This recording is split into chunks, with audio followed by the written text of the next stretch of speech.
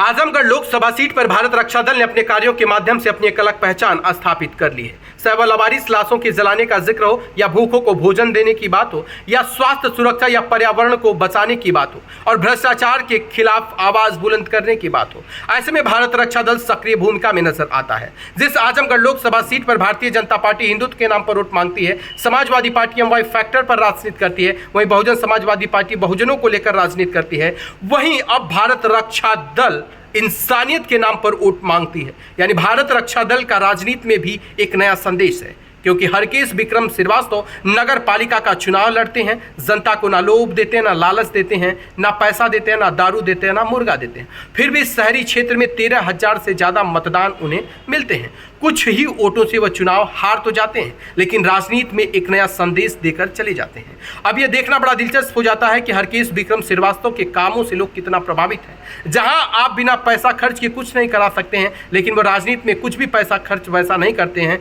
लोगों को लोभ और लालच नहीं देते हैं, फिर भी जनता उन्हें वोट देती है। अगर वही विक्रम श्रीवास्तव अगर 2024 के लोकसभा चुनाव में अगर ताल ठोकते हैं, तो क्या इससे बहुजन समाजवादी पार्टी और समाजवादी पार्टी और भारतीय जनता पार्टी को नुकसान हो सकता है? क्या अगर कोई बड़ी पार्टी हरकेश विक्रम श्रीवास्तव को 2024 के लोकसभा चुनाव में अगर टिकट देती है, तो क्या वो उनकी जो भूमिका होगी वो बहुत निर्णायक भूमिका होगी? या हरकेश विक्रम श्रीवास्तव भारत रक्षा दल से चुनावी मैदान में ताल ठोकते हैं, तो इसका खामियाजा बड़ी बड़ी पार्टियों को भुगतना पड़ सकता है, क्योंकि हरकेश विक्रम श्रीवास्तव की पहचान और पकड़ ग्रामीण क्षेत्रों में भी काफ़ी मानी जाती है और वह ग्रामीण क्षेत्रों में भी काफ़ी सक्रिय भूमिका में आते हैं। देखा जाए तो महात्मा गांधी कहा करते थे कि गांव का रास्ता पगडंडियों के सहारे जाता है, लेकिन गांव के लोग जब पगडंडियों के सहारे शहर में आते हैं, यानी कभी कभी उन्हें मुकदमा देखना पड़ता है, कोर्ट कचहरी जाते हैं, जब दीवानी कचहरी जाते हैं, उन्हें भूख लगता है, नाश्ते के लिए बाहर निकलते हैं, तो भारत रक्षा दल का इंस्टॉल भी सामने उनके दिखता है,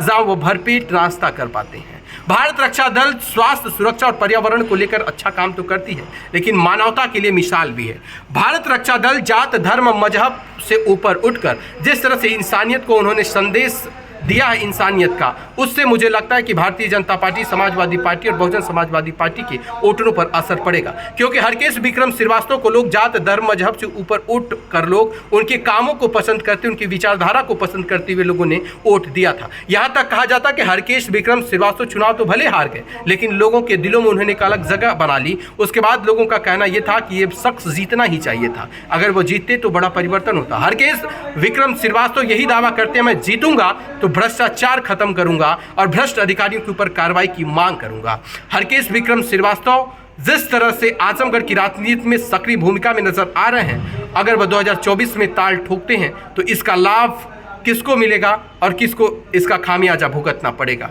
अगर आप आजमगढ़ से ताल्लुक रखते हैं तो आप कमेंट में जरूर बताइए कि भारत रक्षा दल के कार्यों से आप कितना प्रसन्न हैं और 10 नंबर में भारत रक्षा दल को उनके कार्यों में कितना नंबर देना चाहेंगे।